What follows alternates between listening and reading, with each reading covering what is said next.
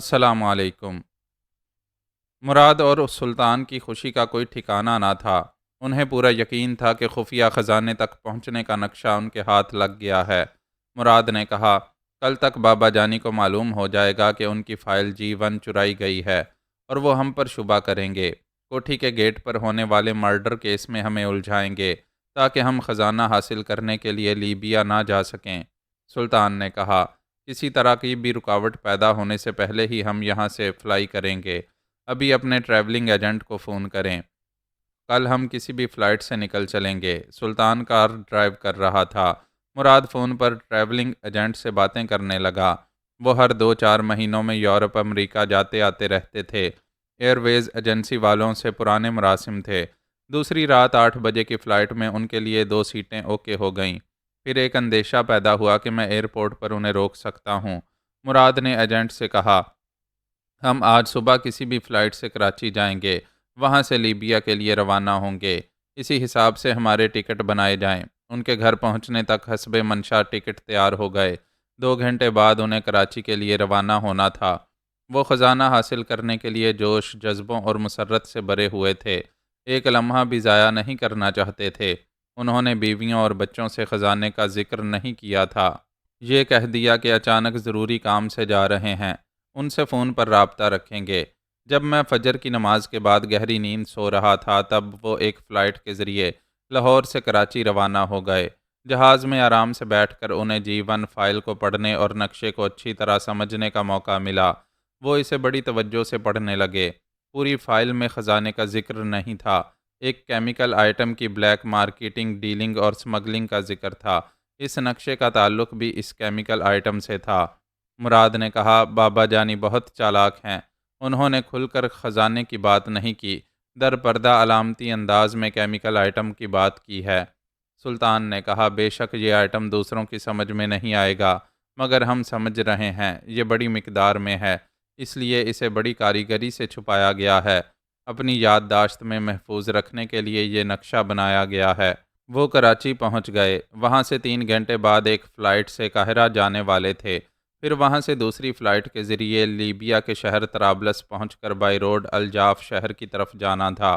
اس کے بعد file G1 کے نقشے کے مطابق سفر شروع ہونے والا تھا۔ وہ دونوں میری طرف سے اندیشوں میں مبتلا تھے۔ مراد نے فون کے ذریعے اپنی بیوی صفیہ کو مخاطب کیا۔ ہیلو، میں بول رہا ہوں، وہاں سب خیریت ہے نا؟ صفیہ نے کہا، خیریت نہیں ہے۔ وہ انٹیلیجنس والا رانا دلشاد احمد آپ کو اور سلطان بھائی کو گرفتار کرنے آیا تھا۔ میں نے کہہ دیا آپ دونوں بھائی پنڈی گئے ہیں۔ میں آپ کو بار بار فون کرتی رہی۔ اس افسر نے بھی رابطہ کرنے کی کوشش کی، مگر آپ کا وہ فون نمبر بند پڑا ہے۔ یہ نئے نمبر سے ابھی بات کر رہے ہیں۔ ہاں، یہ نمبر کسی کو نہ بتانا، ابھی بات کرتے ہی اسے مٹا دینا۔ کیا اس افسر نے بتایا ہے کہ کس جرم میں ہمیں گرفتار کرنا چاہتا تھا؟ صفیہ نے کہا، بابا جانی کی کوٹھی کا سیکیورٹی گارڈ مارا گیا ہے۔ انہوں نے ایک باپ ہو کر بیٹوں کا لحاظ نہیں کیا۔ آپ دونوں کے خلاف بیان دیا ہے۔ یہ کہا ہے کہ گارڈ کو ہلاک کرنے کے بعد آپ ان کے سیف سے اہم دستاویزات چرا کر لے گئے ہیں۔ مراد نے ہنستے ہوئے کہا، ہم سانپ نہیں ہیں، مگر بابا جانی کے لیے یہ کہاوت درست ہے کہ سانپ نکل گئے ہیں، وہ لکیر پیٹتے رہیں گے، مگر ہمیں اپنی منزل تک پہنچنے سے نہیں روک پائیں گے۔ تم فکر نہ کرو، ہم خیریت سے ہیں اور خیریت سے ہی رہیں گے۔ اس نے فون بند کر دیا۔ سلطان بھی کان لگائے سن رہا تھا۔ اس نے کہا، بابا جانی اب ہمارے پیچھے پڑ گئے ہیں، ہمیں سونے تک پہنچنے نہیں دیں گے، پتہ نہیں رکاوٹ پیدا کرنے کے لیے کیسے کیسے حربے استعمال کریں گے۔ ہم نادان نہیں ہیں، لیبیا پہنچ کر تنہا نہیں رہیں گے۔ ہماری حفاظت کے لیے کرائے کے جنگجو قاتل ہمارے ساتھ رہیں گے۔ ہم بابا جانی کو دھمکی دیں گے کہ انہوں نے ہمارا راستہ روکا تو ہم خزانے کا بھید کھول دیں گے، خزانے کا نقشہ لیبیا کے اعلیٰ حکام تک پہنچا دیں گے۔ سلطان نے کہا، یہ زبردست دھمکی ہے، بابا جانی کو ہم سے سمجھوتا کرنا پڑے گا۔ واقعی وہ کبھی نہیں چاہیں گے کہ یہ فائل، یہ نقشہ اور خزانے کا راز لیبیا کے حکمرانوں کے لیے ترنے والا بن جائے۔ وہ کراچی سے لیبیا کے لیے روانہ ہو گئے۔ پاکستان سے نکلتے ہی سلطان نے کہا، شکر ہے بابا جانی اور رانا دلشاد رکاوٹ نہ بن سکے، ہم بآسانی نکل آئے ہیں۔ مراد نے کہا، ہم قاہرہ پہنچ کر بابا جانی سے بات کریں گے، پھر معلوم ہوگا کہ وہ ہماری کامیابی پر کس طرح جھنجلا رہے ہیں۔ ہمارے خلاف کیا بولنے والے ہیں اور آئندہ کیا کرنے والے ہیں، یہ باتیں بعد میں ہوں گی۔ آپ وہ ڈائری نکالیں، اسے پڑھ کر دیکھیں کہ اس پنڈورا باکس سے کیا نکلتا ہے۔ مراد نے بریف کیس سے وہ ڈائری نکالی۔ اس ڈائری پر ایک کور چڑھا ہوا تھا۔ اس کی زپ کھول کر اسے اندر سے نکالا گیا تو کئی تصویریں بھی نکل آئیں۔ وہ ایک ایک تصویر کو ہاتھ میں لے کر دیکھنے لگے۔ سلطان کے ہاتھ میں میری تصویر تھی۔ اس نے کہا، بابا جانی کس قدر جوان لگ رہے ہیں، یقیناً یہ 20 برس پہلے اتاری گئی ہے۔ مراد نے اپنے ہاتھ کی تصویر دکھاتے ہوئے کہا، یہ ہماری رابعہ پھوپھی ہیں، کتنی خوبصورت لگ رہی ہیں۔ سلطان نے ادھر دیکھتے ہوئے کہا، رابعہ پھوپھی ایک سیدھی سادی سی مشرقی خاتون تھیں، مگر تصویر میں تراشیدہ زلفیں ہیں، آئی بروز بنائی گئی ہیں۔ وہ کبھی ایسا میک اپ نہیں کرتی تھیں۔ انہوں نے تصویر کو پلٹ کر دیکھا، پیچھے لکھا ہوا تھا، رائنا مائی سسٹر۔ مراد نے کہا، یہاں لکھا ہے میری بہن رائنا، جبکہ رابعہ لکھنا چاہیے تھا۔ مراد نے کہا، رابعہ پھوپھی ایسی ماڈرن نہیں تھیں، یہ کوئی غیر مسلم لڑکی رائنا ہے۔ بابا جانی نے اسے میری بہن رائنا لکھا ہے، شاید اس لیے کہ یہ پھوپھی کی ہم شکل ہے۔ تیسری تصویر دلہن رائنا کی تھی۔ چرچ میں ایک شخص اسے عیسائی رسومات کے مطابق انگوٹھی پہنا رہا تھا اور میں ایک سیکیورٹی افسر کی وردی میں وہاں کھڑا ہوا تھا۔ ان کی شادی کرانے والا پادری اور دوسرے لوگ بھی وہاں موجود تھے۔ مراد نے کہا، یہ تصویر سمجھا رہی ہے کہ یہ ہماری رابعہ پھوپھی نہیں ہیں۔ ہم کہاں تصویروں میں الجھ گئے، ڈائری پڑھیں، بس یہ 2 تصویریں رہ گئی ہیں۔ چوتھی تصویر ایک حسین لڑکی کی تھی۔ اسے پلٹ کر دیکھا گیا، وہاں اس کا نام لکھا ہوا تھا، نینسی موس۔ مراد نے کہا، نام سے یہودی لگتی ہے۔ ہمارے بڑے میاں پتہ نہیں کیسی کیسی حسین لڑکیوں کو پھانستے رہے ہیں۔ انہوں نے آخری تصویر اٹھا کر دیکھی تو چونک گئے۔ نینسی ایک بچے کو گود میں لیے پیار کر رہی تھی۔ میں اس کے پاس بیٹھا مسکرا رہا تھا۔ انہوں نے فوراً ہی تصویر کو پلٹ کر تحریر پڑھی۔ وہاں لکھا ہوا تھا، میں، میری ڈارلنگ نینسی اور ہمارا ہینڈسم بیٹا نعمان۔ مراد اور سلطان نے ایک دوسرے کو دیکھا۔ سلطان نے ناگواری سے کہا، یہ ہے ہمارا باپ، پتہ نہیں کہاں کہاں اولادیں پیدا کرتا رہا ہے۔ مراد نے کہا، ان کا ایک بیٹا نعمان جوان ہو چکا ہوگا اور نہ جانے کتنی اولادیں جوان ہو کر خزانے کی حصے دار اور دعویدار بننے کے لیے پر تول رہی ہوں گی۔ ہمیں خدا کا شکر ادا کرنا چاہیے کہ ہم ان سب سے پہلے اس مدفون خزانے تک پہنچیں گے۔ یہ کہتے ہی وہ ہنسنے لگا۔ مراد نے کہا، ہم نے ابھی کچھ حاصل نہیں کیا ہے، ابھی سے اتنا خوش نہیں ہونا چاہیے۔ وہ بولا، میں اس بات پر ہنس رہا ہوں کہ بابا جانی نے بچوں کی کہانی سنائی تھی، کہا تھا کہ زمین سے نکلنے والے خزانے کے بے شمار طلبگار ہوتے ہیں، ایک دوسرے سے لڑتے لڑتے مر جاتے ہیں، مرنے سے پہلے سب ہی سوچتے ہیں کہ میں ہی آخر میں خزانہ حاصل کرنے کے لیے زندہ رہ جاؤں گا۔ مراد نے کہا، ایسا ہوتا ہے اور ہمارے ساتھ بھی ایسا ہو سکتا ہے۔ دعا کرو بابا جانی کی جن اولادوں سے ہم بے خبر ہیں وہ اس خزانے کی طرف نہ آ رہے ہوں۔ ایسا نہیں ہوگا، صرف ہم وہاں پہنچیں گے۔ یہی تو قصے میں کہا گیا ہے، سب یہی سوچتے ہیں کہ ہم پہنچیں گے، ہم حاصل کریں گے، مگر وہ خزانہ کسی کو نہیں ملتا۔ مراد بھائی، آپ مایوس کرنے والی باتیں نہ کریں، ڈائری پڑھیں۔ وہ ڈائری کی ورق گردانی کرنے لگے۔ پہلے صفحے پر جہاں ڈائری درج کرنے والے کا نام لکھا جاتا ہے، وہاں لکھا ہوا تھا، شہزادہ سلمان سعدی۔ دونوں بھائیوں نے ایک دوسرے کو دیکھا۔ جہاں میرا نام ہونا چاہیے تھا وہاں کسی اور کا نام لکھا ہوا تھا۔ سلطان نے کہا، کیا یہ بابا جانی کی ڈائری نہیں ہے؟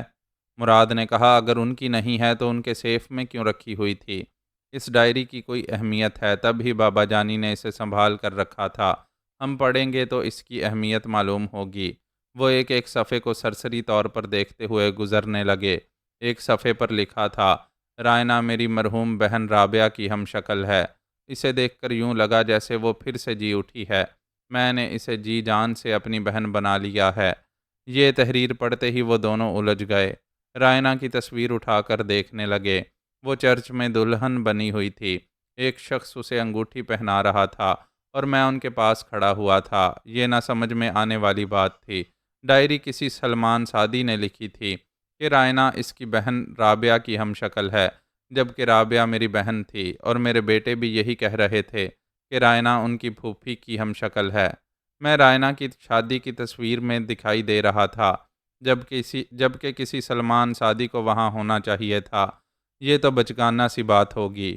اگر کہا جائے کہ میں تصویر میں نہیں تھا، میرا ایک ہم شکل سلمان سعدی وہاں تھا، یعنی بہن کی بھی ایک ہم شکل اور میرا بھی ایک ہم شکل، یوں میری رویداد بڑی مضحکہ خیز ہو جائے گی۔ کیوں نہ اس داستان کو الجھنے سے پہلے ہی سلجھا دوں کہ وہ ڈائری میں نے ہی لکھی تھی، میں نے ہی رائنا کو بہن بنایا تھا اور میں ہی تصویر میں نظر آ رہا تھا۔ کسی شہزادہ سلمان سعدی کا الگ سے کوئی وجود نہیں تھا۔ میں ماضی میں دو مختلف ناموں سے زندگی گزارتا رہا ہوں، آگے چل کر اپنی دوہری زندگی کی وضاحت کروں گا۔ فی الحال مراد اور سلطان کو الجھنے دیا جائے، اور وہ الجھ رہے تھے۔ تصویر میں نظر آنے والے کو سلیمان سعدی تسلیم نہیں کر رہے تھے۔ آخر مراد نے کہا، سیدھی سی بات سمجھ میں آ رہی ہے کہ رائنا کے ساتھ تصویر میں بابا جانی ہی ہیں۔ ڈائری لکھنے والا سلمان وہاں موجود نہیں ہے، مگر ڈائری لکھنے والے نے یہ کیوں لکھا ہے کہ رائنا اس کی مرحوم بہن رابعہ کی ہم شکل تھی، جبکہ رابعہ پھوپھی بابا جانی کی بہن تھیں؟ وہ اپنی پیشانی پر ہاتھ پھیرتے ہوئے بولا، میرے سر میں درد ہو رہا ہے، چلو تھوڑی دیر کے لیے فرض کر لو کہ بابا جانی فرضی نام سے یہ ڈائری لکھتے رہے ہیں۔ فی الحال آگے تو پڑھو کیا لکھا ہے۔ انہوں نے آگے پڑھنا شروع کیا۔ ایک صفحے پر نینسی کا ذکر آیا کہ وہ کس طرح میری زندگی میں آئی تھی، پھر میرے ایک بیٹے کی ماں بن گئی تھی، اور یہ بات میرے بیٹوں کی سوچ اور ان کے مزاج کے خلاف تھی۔ وہ میرے خلاف تبصرے کرنے لگے۔ انہیں میری خفیہ شادیوں کے علاوہ یہ بھی معلوم ہو رہا تھا کہ میں خطرناک حد تک مجرمانہ زندگی گزارتے ہوئے بڑی بڑی خفیہ تنظیموں سے ٹکراتا رہا ہوں۔ وہ پڑھتے پڑھتے رک گئے، ایک دوسرے کو دیکھنے لگے۔ مراد نے کہا، بابا جانی ہم سے دور جاتے تھے، پھر مہینوں اور برسوں تک ہم ان کی صورت نہیں دیکھتے تھے۔ کبھی کبھی فون کے ذریعے خیر خیریت معلوم ہو جاتی تھی۔ ہاں، وہ برسوں میں کبھی چند دنوں کے لیے فیملی لائف گزارنے آتے تھے، پھر چلے جاتے تھے۔ کیا بار بار طویل عرصے تک لاپتہ رہ کر ایسی خطرناک مجرمانہ زندگی گزارتے رہے ہیں جیسا کہ اس ڈائری میں لکھا ہے؟ نہیں سلطان، یقین نہیں آتا، یہ سچ مچ کسی سلمان سعدی کی ڈائری ہے۔ سلطان نے کہا، پھر وہی سوال پیدا ہوگا کہ کسی سلمان سعدی نے ہماری پھپھی کو اپنی بہن رابعہ کیوں لکھا ہے؟ پھر الجھنیں پیدا ہوں گی، پھر آپ کے سر میں درد ہوگا۔ وہ سر کھجاتے ہوئے بولا، ہم نے ایک فلم دیکھی تھی، Doctor Jekyll and Mister Hyde. اس فلم میں ایک شخص دن کے وقت فرشتہ خصلت انسان بن کر رہتا ہے اور رات کو شیطان بن جاتا ہے۔ کیا بابا جانی کبھی عمیر بن غازی اور کبھی سلمان سعدی بن جاتے ہیں؟ ہم یہی مان لیں تو بہتر ہے، ورنہ آپ کی طرح میرا سر بھی چکرانے لگے گا۔ شاید آگے پڑھتے رہنے کے بعد ہم دوہری شخصیت کا معمہ حل کر سکیں۔ وہ پھر سے پڑھنے لگے، پھر سے الجھنے لگے۔ جب میرے دست راست اعظم ثانی نے بتایا تھا کہ وہ دونوں بیٹے فائل G1 اور ڈائری لے گئے ہیں، تب ہی میں سمجھ گیا تھا کہ میرے ماضی کے بہت سے رازوں سے پردہ اٹھے گا۔ اس سے پہلے ہی مجھے ان سے وہ ڈائری اور فائل چھین لینی چاہیے۔ اس وقت فجر کی اذان ہو چکی تھی۔ میں نے سوچا پہلے نماز پڑھ لوں، پھر ان سے نمٹ لوں گا۔ یہ سوچ بھی نہیں سکتا تھا کہ وہ ایسی پھرتی دکھائیں گے۔ صبح کی فلائٹ سے کراچی چلے جائیں گے۔ میرا جاں نثار عاقب ان کی کوٹھی میں پہنچا تو میری بہو نے کہا، وہ دونوں پنڈی گئے ہیں۔ اس نے عاقب سے اور انٹیلیجنس کے چیف رانا دلشاد سے جھوٹ بول کر انہیں بھٹکا دیا تھا۔ میں ان کے لاپتہ ہوتے ہی سمجھ گیا کہ وہ نقشے کو اپنے طور پر سمجھنے کے بعد لیبیا کی طرف گئے ہیں۔ ان سے فون پر رابطہ نہیں ہو رہا تھا۔ انہوں نے فون یا تو بند کر دیا تھا یا پھر سمیں بدل دی تھیں۔ اگر وہ ملک سے باہر جا چکے ہوں گے تو یہ سوچ بھی نہیں سکتے تھے کہ میں کس طرح ان کا اطمینان غارت کر سکتا ہوں۔ لیبیا کے دارالسلطنت طرابلس اور دوسرے شہروں میں میرے جانثار موجود تھے۔ میں نے ای میل کے ذریعے مراد اور سلطان کی تصویریں ان سب کے پاس پہنچا دیں اور سمجھا دیا کہ انہیں ٹریپ کرنے کے بعد سب سے پہلے فائل G1 اور ڈائری حاصل کرنی ہے۔ اس کے بعد میں بتاؤں گا کہ ان کے ساتھ کیا سلوک کرنا ہے۔ دن کے 10 بجے تھے۔ میں اپنے بیڈ پر آ کر لیٹ گیا۔ پچھلی رات سونے کا موقع نہیں ملا تھا، اس لیے لیٹنے کے بعد ہی گہری نیند میں ڈوب گیا۔ ایسی گہری نیند آئی کہ شاید میں شام تک یا رات تک سوتا رہ جاتا، مگر ذہن میں نماز نقش ہو گئی تھی۔ میں ظہر کی اذان ہوتے ہی ہڑبڑا کر اٹھ بیٹھا۔ ایسے ہی وقت فون کا بزر سنائی دیا۔ میں نے ننھی سی سکرین کو دیکھا، حجاب کال کر رہی تھی۔ میں نے بٹن دبا کر فون کو کان سے لگایا، پھر کہا، تم نے مجھے گہری نیند سونے کے لیے چھوڑ دیا، اب نماز کے لیے جگا رہی ہو۔ وہ بولی آپ پچھلی رات سے بہت تھکے ہوئے ہیں، وعدہ کریں نماز پڑھنے کے بعد کھانا کھائیں گے پھر آرام سے سو جائیں گے۔ بس بہت آرام کر لیا، کچھ ایسی مصروفیات ہیں کہ ان سے نمٹنے کے لیے تازہ دم رہوں گا۔ 1 گھنٹے بعد گرما گرم روٹی پکاؤ، میں نماز پڑھ کر آؤں گا۔ میں فون بند کر کے باتھ روم میں چلا گیا، غسل وغیرہ سے فارغ ہو کر نماز ادا کی۔ آج شام 6 بجے شوکت شاہ نواز سے نمٹنا تھا۔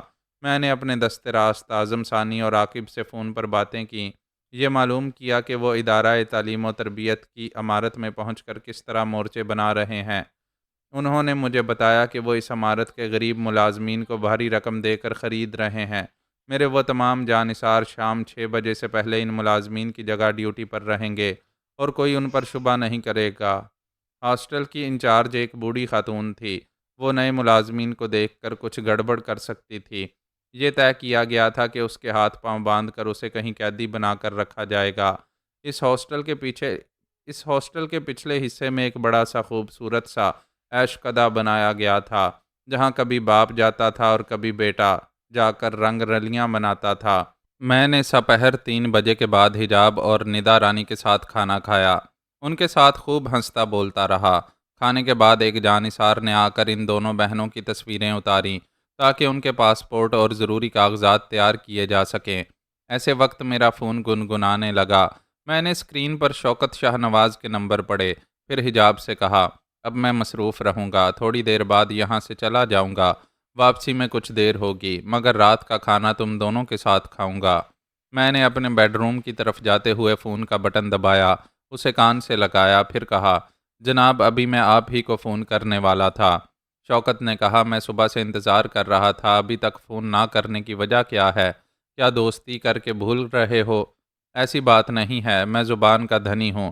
دراصل میری طبیعت اچانک خراب ہو گئی تھی، بلے نے آپ کو بتایا ہوگا، میں ایک بیمار بوڑھا ہوں، چلنے پھرنے کے قابل نہیں ہوں، ایک لاٹھی کے سہارے 2-4 قدم چلتا ہوں پھر تھک کر بیٹھ جاتا ہوں۔ ہاں، بلے نے مجھے بتایا تھا اور میں حیرانی سے سوچ رہا تھا کہ اس قدر بیمار اور کمزور ہونے کے باوجود آج شام کس طرح حسیناؤں سے دل بہلاؤ گے۔ میں نے کہا، آپ نے وہ شعر تو سنا ہوگا، گو ہاتھ میں جنبش نہیں آنکھوں میں تو دم ہے، رہنے دو ابھی ساغر و مینا میرے آگے۔ بے شک میں بوڑھا اور بیمار ہوں، جوانی کو پکڑ نہیں سکتا مگر اسے چھو تو سکتا ہوں۔ اس عمر میں دیکھنے اور چھونے کی ہوس ہی پوری ہو جائے تو بہت ہے۔ وہ ہنستے ہوئے بولا، فکر نہ کرو، تمہاری ہوس ضرور پوری ہوگی۔ ویسے بلے نے یہ بھی بتایا ہے کہ تمہیں بوڑھا اور بیمار سمجھنے والے دھوکہ کھا جاتے ہیں۔ پچھلے کئی مہینوں سے تم بیڈ پر پڑے رہنے کے باوجود کسی کی گرفت میں نہیں آ سکے، بار بار رسیاں توڑ کر نکل گئے۔ میں نہ تو کوئی جادوگر ہوں اور نہ ہی سپرمین، ہاں خوش قسمت ضرور ہوں، کسی نہ کسی طرح دشمنوں کے شکنجے سے نکل ہی جاتا ہوں۔ صرف آپ سے ملنے کی خاطر آج پہلی بار اپنی خفیہ پناہ گاہ سے نکلوں گا۔ مجھے بہت خوشی ہوگی، آج اپنے وعدے کے مطابق مجھ سے ملاقات کرو گے تو تم پر پوری طرح بھروسہ کرنے لگوں گا۔ میں نے بھی سوچ لیا ہے، آج آپ کا اعتماد حاصل کر کے ہی رہوں گا۔ ٹھیک 6 بجے وہاں ضرور پہنچوں گا۔ اس نے مطمئن ہو کر رابطہ ختم کر دیا۔ ہمارے درمیان یہ طے ہوا تھا کہ ہم بالکل تنہا ملاقات کریں گے، کوئی تیسرا ہمارے درمیان یا ہمارے آس پاس کہیں نہیں ہوگا۔ میں ایسا بھی نادان نہیں تھا کہ اس کی بات پر یقین کر لیتا۔ بلے نے اچھی طرح اس کے کان بھرے تھے، یہ بات ذہن میں نقش کر دی تھی کہ میں بظاہر بوڑھا، بیمار اور ہڈیوں کا ڈھانچہ دکھائی دیتا ہوں مگر بہت خطرناک ہوں۔ شاہ نواز بھی نادان نہیں تھا، چھٹا ہوا سیاستدان تھا۔ وہ اس پہلو سے سوچ سکتا تھا کہ بلے کے بیان کے مطابق جب میں بہت ہی خطرناک ہوں اور اپنی حفاظت آپ کر سکتا ہوں تو پھر ایک سیاستدان سے دوستی کیوں کر رہا ہوں، اور پھر دوستی کرنے کی خاطر اپنی خفیہ پناہ گاہ سے کیوں نکل رہا ہوں۔ شوکت نے یہ سوچ رکھا تھا کہ ایک بار مجھ سے ملاقات ہو جائے پھر خزانے کا راز معلوم کیے بغیر میرا پیچھا نہیں چھوڑے گا۔ بے شک یہی بات تھی، اس نے یہی طے کیا تھا کہ مجھے ایک خفیہ پناہ گاہ میں لے جائے گا اور اس وقت تک چھپ کر رہنے کے لیے راضی کرے گا جب تک اسے خزانہ نظر نہیں آئے گا۔ اگر میں اس کی بات نہیں مانوں گا اور اس کی خفیہ پناہ گاہ میں چھپ کر رہنے سے انکار کروں گا تو وہ مجھے جبراً وہاں قیدی بنا کر رکھے گا۔ جس طرح میرے جانثار بڑی رازداری سے ادارہ تعلیم و تربیت کی عمارت میں پہنچے ہوئے تھے، اسی طرح بلے اور اس کے حواری بھی شام 6 بجے سے پہلے وہاں پہنچ گئے تھے۔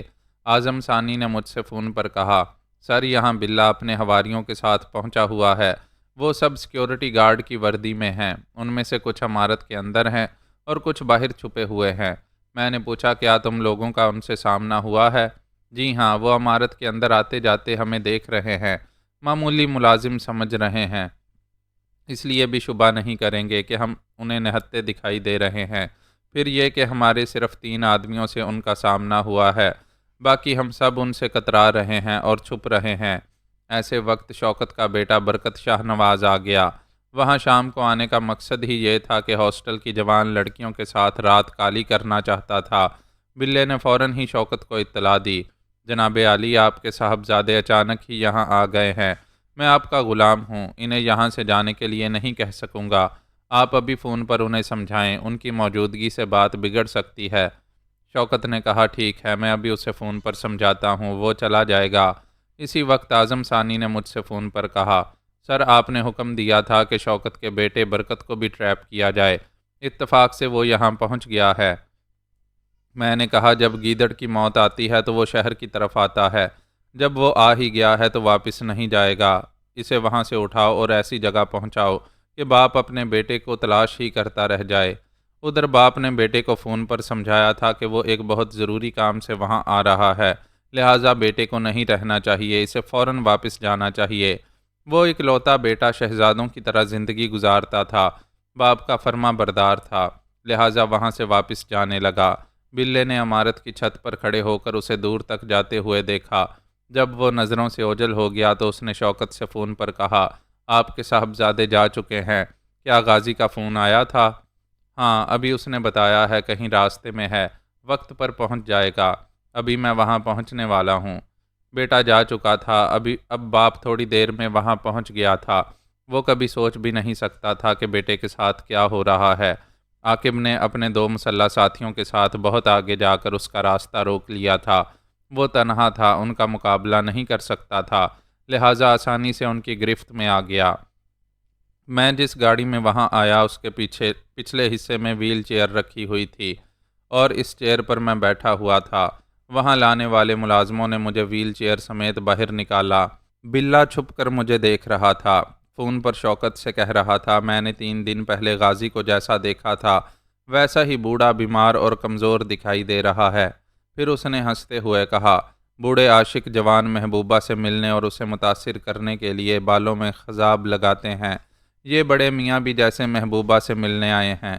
شوکت نے کہا، موت ایک محبوبہ ہے، گلے پڑ جاتی ہے تو چھوڑتی نہیں، ساتھ لے جاتی ہے، اسے آنے تو دو۔ ہاں، وہ آ رہا ہے، مگر پیروں سے چل کر نہیں، بوڑھا آخر بوڑھا ہی ہوتا ہے، بیچارہ ویل چیئر پر آ رہا ہے۔ وہ خوش ہو کر بولا، اس کا مطلب ہے کہ ہم اسے آسانی سے قیدی بنا کر رکھ سکیں گے۔ پہلے بھی ہم نے 2 بار آسانی سے اغوا کیا تھا، اس بار بھی وہ ہمارے لیے بڑی آسانیاں پیدا کر رہا ہے۔ بالکل تنہا ہے، مجھے تو کچھ خطرہ محسوس ہو رہا ہے۔ یہ تم کیسی باتیں کر رہے ہو، جبکہ وہ اپنے مسلح محافظوں کے ساتھ نہیں ہے بلکہ تنہا ہے؟ یہی بات مجھے کھٹک رہی ہے، جو گاڑی اسے یہاں لائی تھی اس میں 2 افراد تھے، وہ یہاں سے جا چکے ہیں، یعنی غازی نے یہاں سے جانے کے لیے گاڑی بھی نہیں رکھی ہے۔ شوکت نے کہا، ٹھیک ہے، اسے آنے دو، میں جلد ہی معلوم کروں گا کہ وہ سچ مچ مجھ پر اعتماد کر کے دوستی کرنے آیا ہے یا کوئی چال چل رہا ہے۔ ویسے یقین نہیں آتا کہ ایک تنہا شخص یہاں آ کر ہمارے خلاف کیسے کوئی چال چلے گا اور کامیاب ہوگا۔ وہ اپنے خوبصورت سے عیش کدے کے دروازے پر کھڑا میرا منتظر تھا، فون پر بلے سے باتیں کر رہا تھا، پھر مجھ پر نظر پڑتے ہی بولا، وہ آ گیا ہے، میں بعد میں بات کروں گا۔ پھر آگے بڑھ کر بڑی فراخ دلی سے مسکراتے ہوئے بولا، خوش آمدید مسٹر عمیر بن غازی۔ اس نے ہاتھ بڑھا کر مجھ سے مصافحہ کیا، پھر کہا، تم تو بالکل ہی ہڈیوں کا ڈھانچہ ہو، ایسی بیماری اور کمزوری کی حالت میں مجھ سے تنہا ملنے آئے ہو، واقعی زبان کے دھنی ہو۔ میں مصافحہ کرنے کے بعد عصا کو زمین پر ٹیک کر ویل چیئر سے اٹھتے ہوئے ہولے ہولے ایسے کانپنے لگا جیسے واقعی ناتواں ہوں، بڑی مشکل سے اٹھ رہا ہوں۔ اس نے آگے بڑھ کر میرے ایک بازو کو تھام کر پوچھا، کیا یہاں سے اندر کمرے تک چل سکو گے؟ میں آگے بڑھ کر رک رک کر چلتے ہوئے بولا، ہاں، یہ عصا میرا بہت بڑا سہارا ہے، میں اس کے سہارے ضرورت کے مطابق چلتا پھرتا رہتا ہوں۔ میں اس کے ساتھ آہستہ آہستہ ایک قدم چلتا ہوا ایک وسیع اور عریض کمرے میں آ گیا۔ وہاں کی سجاوٹ اور دیواروں پر لگی ہوئی نیم اریاں تصویریں دیکھ کر سمجھ میں آ گیا کہ وہاں کس طرح رنگ رلیاں منائی جاتی ہوں گی۔ میں ایک کرسی پر بیٹھ کر تھکے ہوئے انداز میں ہانپنے لگا۔ وہ مجھے بڑی توجہ سے دیکھ رہا تھا اور بڑے یقین سے سوچ رہا تھا، یہ تو قبر میں پاؤں لٹکائے بیٹھا ہے، اتنا کمزور ہے کہ ایک چٹکی میں ناک دباتے ہی دم نکل جائے گا۔ پھر اس نے کہا، مجھے تم پر ترس آ رہا ہے، ایک دم کے مہمان لگتے ہو، یہ اچھا کیا کہ میرے پاس آ گئے، تمہارے بعد میں ہی اس خزانے کو حفاظت سے رکھ سکتا ہوں اور تمہاری وصیت کے مطابق تمہاری اولاد کو بھی اس میں سے حصہ دے سکتا ہوں۔ ہم دونوں کرسیوں پر ایک دوسرے کے روبرو بیٹھے ہوئے تھے۔ وہاں سے کچھ فاصلے پر صوفوں کے درمیان شراب اور خالی پیمانے رکھے ہوئے تھے۔ میں نے کہا، یہاں جذبات کو بھڑکانے والی تصویریں بھی ہیں، شراب بھی ہے، مگر شباب کہاں ہے؟ وہ بولا، ہم شباب کے نہیں، کم سن چھوکریوں کے رسیاں ہیں، وہ ابھی آ جائیں گی، پہلے کام کی باتیں کی جائیں۔ پہلے میں یہ کہنا چاہتا ہوں کہ ہم عقل و شعور رکھنے والے انسان ہیں، آپ بتائیں ہم ایسے ہیں یا نہیں؟ وہ ہاں کے انداز میں سر ہلاتے ہوئے بولا، بے شک ہم عقل و شعور رکھتے ہیں، ہم بہکتے ہیں تو ہمارا ضمیر ہمیں سمجھاتا ہے اور راہ راست پر لاتا ہے، آپ بتائیں لاتا ہے یا نہیں؟ ہاں بھائی لاتا ہے، یہ ایسی باتیں کرنے کا مطلب کیا ہے؟ میں معلوم کرنے آیا ہوں کہ تمہارے اندر ضمیر جاگتا ہے یا نہیں۔ تمہارے گھر میں 8 برس، 10 برس، 12 برس کی معصوم بہنیں اور بیٹیاں ہوں گی، کیا بچیوں کی معصومیت کو زخمی کرتے وقت تمہیں اپنی بہنوں بیٹیوں کا خیال نہیں آتا؟ وہ ناگواری سے بولا، تم کیا بکواس کر رہے ہو؟ ہم حکومت کرنے اور دوسروں کی ذات سے فائدہ اٹھانے کے لیے پیدا ہوئے ہیں، تم بھی تو کم سن چھوکریوں کے شیدائی اور شوقین ہو۔ میں لعنت بھیجتا ہوں ایسے شوق پر اور تھوکتا ہوں تم جیسے لوگوں پر۔ وہ ایک دم سے اچھل کر کھڑا ہو گیا، غصے سے گرجتے ہوئے بولا، کتے کمینے، تم مجھ پر تھوکے گا؟ میں ابھی تجھے جہنم میں پہنچا دوں گا۔ وہ ایسے تل ملا رہا تھا جیسے میں نے سچ مچ اس پر تھوک دیا ہو۔ وہ فوراً ہی میرے سامنے آ کر مجھے ایک الٹا ہاتھ رسید کرنا چاہتا تھا۔ میں نے اس کی کلائی پکڑ لی۔ پہلے اس نے بڑی آسانی اور آہستگی سے چھڑانا چاہا، پھر زور لگانے لگا۔ پتہ چلا کلائی شکنجے میں آ گئی ہے، ہڈیاں بری طرح دکھ رہی تھیں، بہت تکلیف ہو رہی تھی۔ اس نے جھٹکے دے کر خود کو چھڑانا چاہا تو تکلیف اور بڑھ گئی۔ اس نے دوسرے ہاتھ سے مجھے مارنا چاہا تو میں نے اسے بھی پکڑ لیا۔ اس بار میری گرفت کچھ سخت ہو گئی تھی۔ وہ تکلیف سے کراہنے لگا۔ اسے یقین نہیں آ رہا تھا کہ ہڈیوں کے ڈھانچے میں اتنی جان ہے، لیکن دونوں کلائیوں کی تکلیف اسے تڑپا رہی تھی، یقین دلا رہی تھی کہ اس میں اتنی جان ہے کہ وہ جان بھی لے سکتا ہے۔ وہ بڑی عاجزی سے بولا، چھوڑ دو، مجھے چھوڑ دو۔ میں نے کہا، ابھی تم نے گالیاں دی تھیں۔ وہ بدستور کراہتے ہوئے بولا، میں اپنے الفاظ واپس لیتا ہوں۔ میں نے کہا، جو تم نے میرے لیے کہا وہ اپنے لیے کہو۔ وہ انکار نہیں کر سکتا تھا، تکلیف کی شدت سے دوہرا ہو رہا تھا، تڑپتے ہوئے بولا، میں کتا ہوں، میں کمینہ ہوں، خدا کے لیے مجھے چھوڑ دو۔ میں نے اسے چھوڑ دیا۔ وہ لڑکھڑاتا ہوا پیچھے جا کر گر پڑا، فرش پر بیٹھ کر کبھی اس کلائی کو کبھی اس کلائی کو سہلانے لگا۔ وہ ہاتھ ٹیک کر وہاں سے اٹھنا چاہتا تھا، پھر تکلیف کی شدت سے کراہنے لگا، اوہ گاڈ، کیا تم نے میری ہڈیاں توڑ دی ہیں؟ میں نے اپنے عصا کو اپنی کرسی پر رکھا، پھر آگے بڑھ کر اس کے دونوں بازوؤں کو تھام کر اسے ایک جھٹکے سے اٹھاتے ہوئے کھڑا کر دیا۔ اس کمرے میں 2 دروازے تھے۔ میں اسے کھینچتا ہوا دروازوں کے پاس آیا، پھر انہیں اندر سے بند کر دیا۔ کھڑکیاں پہلے سے بند تھیں۔ اسے صوفے پر دھکا دے کر بٹھاتے ہوئے پوچھا، اب بولو، تمہارے کیا ارادے ہیں اور اب کیا کرو گے؟ وہ اپنی ایک کلائی کو سہلاتے ہوئے بولا، میں ایک ضروری کال کرنا چاہتا ہوں۔ اچھا، تو اپنے کسی باپ کو مدد کے لیے بلانا چاہتے ہو؟ کوئی بات نہیں، میں اجازت دے رہا ہوں، جسے کال کرنا چاہتے ہو کرو۔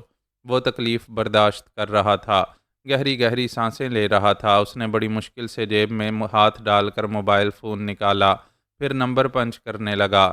میں سامنے والے صوفے پر آرام سے بیٹھ گیا۔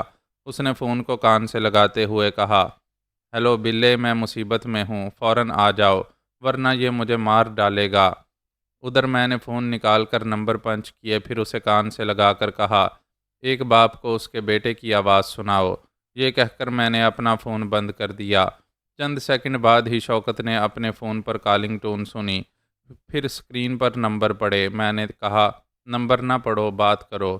اس نے سوالیہ نظروں سے مجھے دیکھا، پھر بٹن دبا کر فون کو کان سے لگایا تو دوسری طرف سے بیٹے کی آواز سنتے ہی چونک گیا۔ وہ بری طرح سہما ہوا تھا اور کہہ رہا تھا، ڈیڈی مجھے بچائیں ورنہ یہ لوگ مجھے مار ڈالیں گے۔ اس نے حیرانی سے پوچھا، برکت میرے بیٹے، یہ تم بول رہے ہو؟ تم کہاں ہو؟ اس نے کہا، پتہ نہیں، یہ لوگ میری آنکھوں پر پٹی باندھ کر کہاں لے آئے ہیں۔ مجھ سے کہہ رہے ہیں صرف آپ ہی مجھے بچا سکتے ہیں۔ جو آپ کے سامنے بیٹھا ہوا ہے، میری خاطر اس کے قدموں میں گر پڑیں۔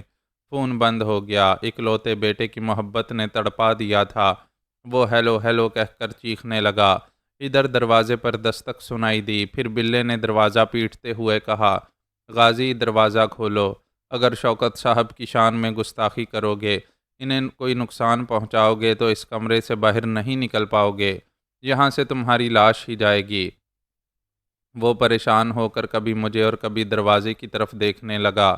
میں نے ہنستے ہوئے کہا، ادھر بیٹے کی لاش اور ادھر تمہاری لاش، اور تمہارا وہ بھونکنے والا گنڈا یہ نہیں جانتا کہ اس کی لاش اٹھانے والا بھی یہاں کوئی نہیں آئے گا۔ وہ بری طرح پھنس گیا تھا، اسے اپنی جان ہی نہیں بند کمرے کے باہر بیٹے کی بھی جان بچانی تھی۔ میں نے کہا، ابھی تم نے تاش کا ایک پتا کھیلا، اپنے ایک گنڈے کو بلایا، میں نے بھی ایک پتا کھیلا، تمہیں بیٹے کی آواز سنا دی۔ یہ نہ سمجھو کہ کھیل اتنی جلدی ختم ہو جائے گا، تاش کے 52 پتے ہوتے ہیں، ابھی دیکھو گے کہ میں کیسے کیسے پتے کھیلنے اور ترپ چالیں چلنے والا ہوں۔ وہ بڑا ہی شاطر سیاستداں تھا، اسے سیاسی ہیرا پھیری میں مہارت حاصل تھی۔ وہ کالے دھن کو سفید کرنے اور سیاہ اعمال کو سفید بنانے کا ہنر جانتا تھا، مگر اس وقت ساری چوکڑیاں بھول گیا تھا۔ خوبصورت اور معصوم بچیوں کی زندگیوں سے کھیلتا آ رہا تھا، آج موت اس سے کھیلنے آ گئی تھی اور اسے بچاؤ کا راستہ سجھائی نہیں دے رہا تھا۔ بلے باہر سے دروازہ پیٹ رہا تھا، اپنے مسلح حواریوں کے ساتھ اندر آنے کے لیے بےتاب تھا۔ اس نے پوچھا، جناب عالی، آپ خیریت سے ہیں نا؟ آپ غازی کو بتا دیں کہ وہ حرام موت مرنے آیا ہے، اگر آپ کو ہاتھ بھی لگائے گا تو زندہ واپس نہیں جائے گا۔ میں مسکرا رہا تھا، شوکت پیچو تاب کھا رہا تھا۔ اس نے جھنجھلا کر دروازے کی طرف دیکھتے ہوئے کہا، خاموش ہو جاؤ، شور نہ مچاؤ۔ جناب عالی، ہمیں معلوم ہونا چاہیے کہ آپ کی کیا پوزیشن ہے، آپ اجازت دیں ہم دروازہ توڑ کر آ جائیں گے۔ میں نے مسکرا کر کہا، تم اقتدار کی کرسی پر بیٹھ کر بڑے احکامات صادر کرتے ہو، چلو دروازہ توڑنے کا بھی حکم دے دو۔ اس نے تکلیف سے کراہتے ہوئے اپنی کلائیوں کو دیکھا، پھر کہا، مجھ سے یہ ہاتھ اٹھایا نہیں جا رہا ہے، ایسا لگتا ہے ہڈیاں ٹوٹ گئی ہیں یا تڑک گئی ہیں، میرے لیے فوری طبی امداد ضروری ہے۔ موت آنے والی ہو تو زندگی کی طرف لے جانے والا کوئی نسخہ ضروری نہیں ہوتا، دوائیں بے اثر ہو جاتی ہیں، ہاسپٹل کے دروازے بند ہو جاتے ہیں۔ ٹھیک ہے، میں یہاں سے جانے کی بات نہیں کروں گا، مگر ہمارے درمیان سمجھوتا ہونے تک میرا فیملی ڈاکٹر تو یہاں آ سکتا ہے، آئے گا تو وہ بھی واپس نہیں جا سکے گا۔ بڑے ڈھیٹ سیاستدان ہو، میں موت کو لازمی قرار دے رہا ہوں اور تم بڑے یقین سے سمجھوتا کرنے کی بات کر رہے ہو۔ وہ بولا، ہم آج سے پہلے اجنبی تھے، ہمارے درمیان نہ دوستی تھی نہ دشمنی، اس لیے جانی دشمن بن کر نہ بولو۔ میں تم سے التجا کرتا ہوں، مجھ سے بھاری شرائط پر سمجھوتا کرو، مجھ پر اعتماد کرو، ایک بار مجھے آزماؤ۔ آزما تو رہا ہوں، تم کیا سمجھتے ہو یہاں تنہا ہوں؟ نہیں، تمہیں اس وقت معلوم ہوگا جب موت کی تاریکیوں سے اندھی گولیاں تمہارے گنڈوں کی طرف آئیں گی۔ میں عصا کو تھام کر صوفے پر سے اٹھ گیا، ذرا ٹہلنے کے انداز میں ادھر سے ادھر جاتے ہوئے بولا، اگر تم پر اندھا اعتماد کر کے یہاں تنہا آتا تو تم مجھے کسی چوہے دان میں ڈال دیتے، خزانہ حاصل کرنے تک مجھے زندہ رکھتے، پھر مار ڈالتے۔ میں نے پلٹ کر پوچھا، کیوں یہی کرنے والے تھے نا؟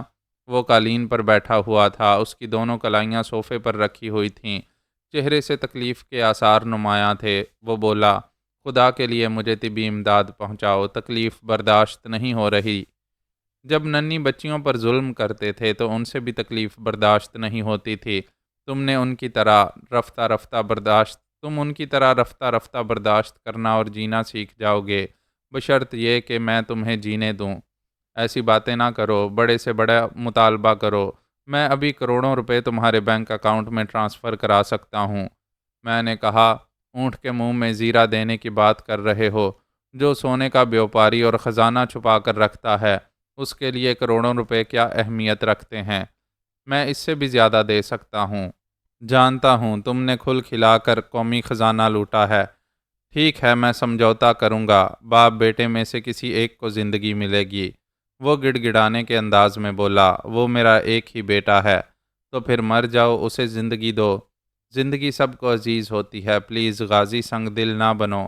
میں ٹہلتے ہوئے اس کے سامنے سے گزرتے ہوئے بولا، پریس اور انٹیلیجنس کے ریکارڈز میں کرپٹ سیاستداں ہو، قاتل بھی ہو، مگر شاطرانہ چالیں چل کر قانون سے کھیل کر تحفظ حاصل کر رہے ہو۔ میں بھی تمہیں ڈھیل دے سکتا ہوں۔ وہ ذرا مطمئن ہو کر میرا منہ تکنے لگا۔ میں نے کہا، تمہارے ملکی اور غیر ملکی لاکرز میں جتنے اہم دستاویزات ہیں انہیں میرے حوالے کرو گے، کورٹ پیپرز پر اپنے جرائم کی تفصیلات لکھ کر دستخط کرو گے اور انگوٹھے کے نشانات لگاؤ گے۔ وہ پریشان ہو کر بولا، اس طرح تو مجھے زندہ چھوڑ کر ہر پل مارتے رہو گے۔ ہاں، ایسی زندگی جیو گے کہ اپنی ذات سے جب بھی کسی کو نقصان پہنچانا چاہو گے تو میں پلک جھپکتے ہی تمہاری موت بن جاؤں گا۔ باہر سے بلے کی آواز سنائی دی، جناب عالی، بہت دیر سے خاموشی ہے، میرا فرض مجھے بولنے اور کچھ کرنے پر مجبور کر رہا ہے۔ وہ تکلیف سے بحال ہو رہا تھا اور میں اسے موت کا چہرہ دکھا رہا تھا۔ اس نے جھنجھلا کر کہا، شٹ اپ، جہاں ہو وہاں خاموشی سے انتظار کرو۔ پھر وہ مجھے دیکھتے ہوئے گڑ گڑانے کے انداز میں بولا، جس طرح بھی سمجھوتا ہوتا ہے کرو اور فوراً ہی مجھے ہاسپٹل پہنچاؤ۔ میں نے اس کے سامنے آ کر عصا کو قالین پر مارتے ہوئے کہا، زیادہ ناٹک نہ کرو، میں ایکٹنگ کرنے والوں کو خوب پہچانتا ہوں۔ بے شک تکلیف کچھ ناقابل برداشت ہوگی، مگر کہا نا، رفتہ رفتہ برداشت کرنے لگو گے۔ تم کم سن بچیوں کو یاد کرتے رہو۔ میں تمہاری بات مان رہا ہوں، مگر تمام دستاویزات تمہارے حوالے کرنے کے لیے مجھے یہاں سے سوئٹزرلینڈ کے بینکوں میں جانا ہوگا۔ تمہاری مطلوبہ چیزیں میں ہی لاکرز سے نکال سکتا ہوں۔ مجھے نہ سمجھاؤ، میں سمجھتا ہوں۔ تمہیں یہاں سے لے جایا جائے گا، تمہاری دکھتی ہوئی کلائیوں کو آرام پہنچایا جائے گا۔ کل میرے آدمیوں کی نگرانی میں یہاں کے لاکرز سے میری تمام مطلوبہ چیزیں نکال کر لاؤ گے۔ اس کے بعد میرا بیرسٹر پکے کاغذات پر تمہارے جرائم کی تفصیل لکھوائے گا۔ تم مزید مطالبات پورے کرنے کے لیے سوئٹزرلینڈ بھی جاؤ گے۔ وہ سر جھکا کر سوچنے لگا۔ اس کے چہرے سے اطمینان جھلک رہا تھا۔ اسے یہاں سے بینک جانے، پھر ملک سے باہر جانے کی چھوٹ ملنے والی تھی۔ وہ مجھ سے نجات حاصل کرنے کے لیے شاطرانہ چالیں چل کر یا تو مجھے قانون کی گرفت میں لے سکتا تھا، یا ہلاک کرا سکتا تھا، یا ایک بار پھر قیدی بنانے کی کوشش کر سکتا تھا۔ اس کے سامنے راستے کھل رہے تھے۔ اس نے کہا، تم جو کہو گے وہ کرتا رہوں گا۔ یہ میرے تمہارے معاملات ہیں، میرے بیٹے کو رہا کر دو۔ سوری، میں اسے ضمانت کے طور پر اپنا مہمان بنا کر رکھوں گا۔ اس کی سلامتی کی خاطر کل تم بینک جا کر کوئی کمینہ پن نہیں دکھا سکو گے۔ وہ چند لمحوں تک سوچتا رہا، پھر بولا، میں بیٹے سے بات کرنا چاہتا ہوں۔ میں نے عاقب سے فون پر پوچھا، برکت کا کیا حال ہے؟ وہ بولا، سر، ہم نے اسے ٹارچر نہیں کیا ہے، اس کے باوجود یہ بری طرح سہما ہوا ہے، بہت ہی بزدل ہے۔ اسے بہت احتیاط سے قیدی بنا کر رکھنا۔ ابھی باپ بیٹے کی بات کراؤ۔ میں نے فون بند کر کے شوکت سے کہا، تمہارے بیٹے پر کسی طرح کا ظلم نہیں کیا گیا ہے، پھر بھی وہ سہما ہوا ہے، اسے سمجھاؤ، جب تک تم سوئٹزرلینڈ سے واپس نہیں آؤ گے وہ ہمارا قیدی بن کر رہے گا۔ پلیز میرے بیٹے پر ایسا ظلم نہ کرو، میں تمہارے اشارے پر چلتا رہوں گا، اسے رہا کر دو۔ مجھ سے نادانی کی توقع نہ کرو، جو کہہ رہا ہوں وہی کرتے رہو۔ اس نے اپنے فون کو دیکھا، کال آ رہی تھی۔ میں نے کہا، تمہارا بیٹا پکار رہا ہے۔ اس نے فوراً ہی فون اٹینڈ کرتے ہوئے پوچھا، بیٹے تم خیریت سے ہو؟ وہ بولا، آپ کیا پوچھ رہے ہیں ڈیڈی؟ کیا دشمنوں کی قید میں کوئی خیریت سے رہ سکتا ہے؟ کیا تم سے قیدیوں جیسا سلوک کیا جا رہا ہے؟ ایسی بات نہیں ہے، مگر ایسا کیا جا سکتا ہے۔ فکر نہ کرو، میں یہاں معاملات طے کر چکا ہوں، وہاں تمہیں کسی طرح کا نقصان نہیں پہنچے گا۔ آپ معاملات طے کر چکے ہیں تو پھر مجھے رہائی کیوں نہیں مل رہی ہے؟ کچھ مجبوریاں ہیں، تمہیں وہاں 2-4 دنوں تک قیدی بن کر رہنا ہوگا۔ میں آپ جیسے مشہور و معروف سیاستداں کا بیٹا ہوں، توہین کے احساس سے مر جاؤں گا۔ آپ اپنے ذرائع اور اختیارات کیوں استعمال نہیں کر رہے ہیں؟ ہم دونوں بری طرح شکنجے میں آ گئے ہیں، میں اثر و رسوخ استعمال نہیں کر سکوں گا۔ آپ مجھے صحیح بتائیں، یہ ہم سے کون دشمنی کر رہا ہے اور مجھے یہاں کب تک رہنا ہوگا؟ تم میرے معاملات کو سمجھ نہیں پاؤ گے، بس یہ سمجھ لو کہ تمہیں نہ چاہنے کے باوجود وہاں قیدی بن کر رہنا ہوگا۔